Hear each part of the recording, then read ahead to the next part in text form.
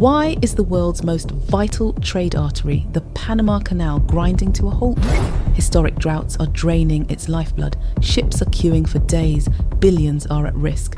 But as Panama dries up, another canal is quietly rising from the jungles of Nicaragua.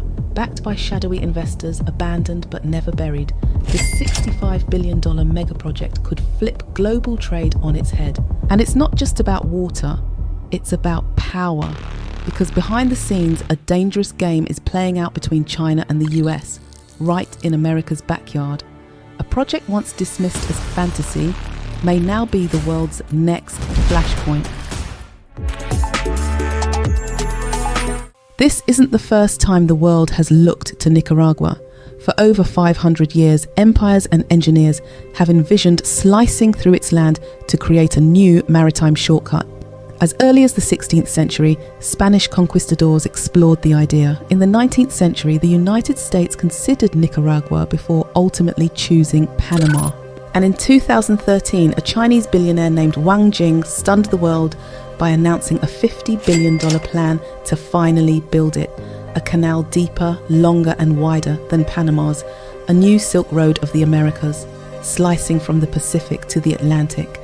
To understand why this idea keeps resurfacing, we must understand why Panama is failing.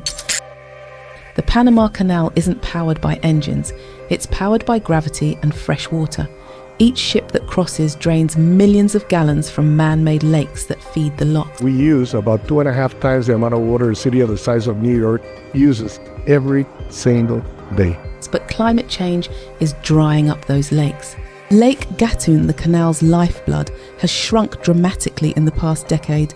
Rains have become erratic, dry seasons longer, and replenishment harder. In 2023, the canal hit one of its lowest water levels in recorded history, forcing a cap of just 24 ships per day, down from 38. The impact has been seismic. Roughly 6% of the world's trade moves through this narrow isthmus. Billions of dollars worth of goods, electronics, oil, grain, are now delayed or rerouted. Shipping costs have surged, supply chains stretched thin, and insurers are re-evaluating risk premiums. For global powers and shipping titans, the message is clear. We need redundancy. And that's where Nicaragua steps in, not just as a backup plan, but a potential replacement. But it's not without cost. China's involvement isn't merely economic, it's strategic. In 2013, Wang Jing's Hong Kong, Nicaragua Canal Development Investment Company, HKND, received exclusive rights to plan and operate the canal for 50 years. It's a project in Nicaragua, for its people, for our America, and the world. Though construction stalled by 2018 due to financial troubles and environmental protests, the geopolitical ambition hasn't faded. For China, a Nicaraguan canal would provide a second Atlantic-Pacific corridor, one not under US control. The Nicaragua Canal, if completed, would dwarf Panama's in both depth and width, capable of handling the next generation of mega freighters.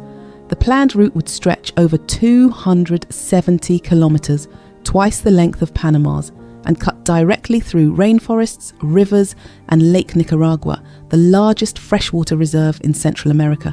Critics had called it too ambitious. Environmentalists called it catastrophic.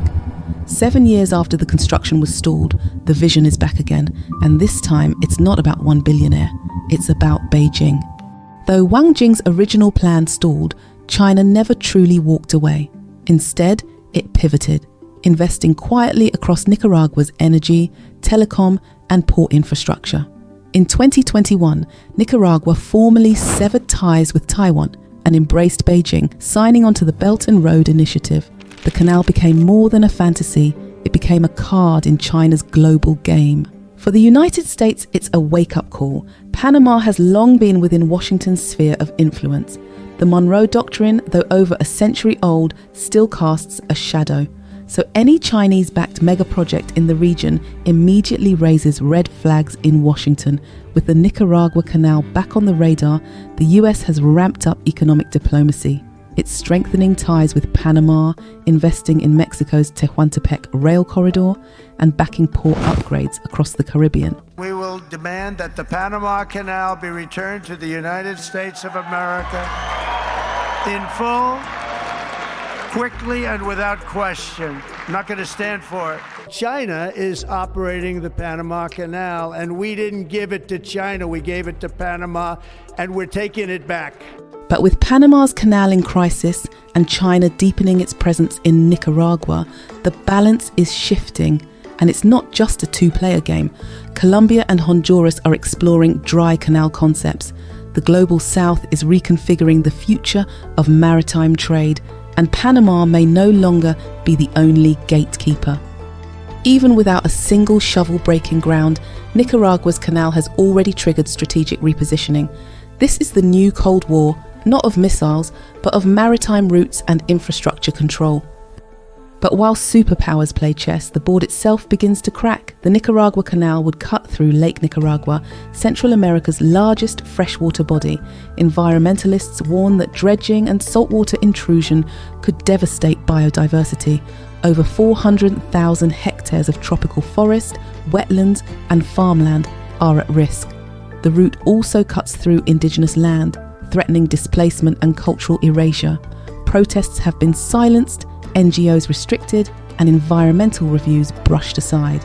For those who call the isthmus home, this is not progress, it's an invasion.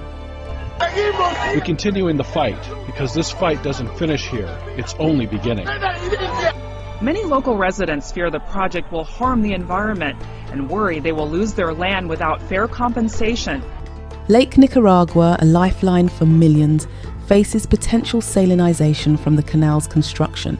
Species found nowhere else on Earth could vanish.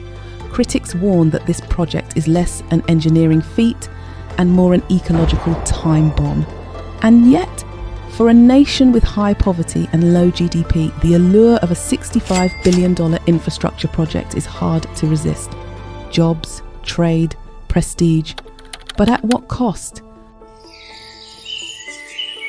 As of 2025, the Nicaragua Canal remains unfinished. Wang Jing's fortune has diminished, global scrutiny has grown, and construction is indefinitely paused. Yet the idea refuses to die.